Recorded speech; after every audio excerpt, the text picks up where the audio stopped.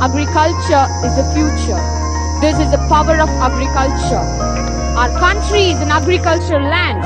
60% of people belong to agricultural background. Once in a lifetime, you need to meet a doctor, a lawyer, a teacher. But every day, you need to meet a farmer.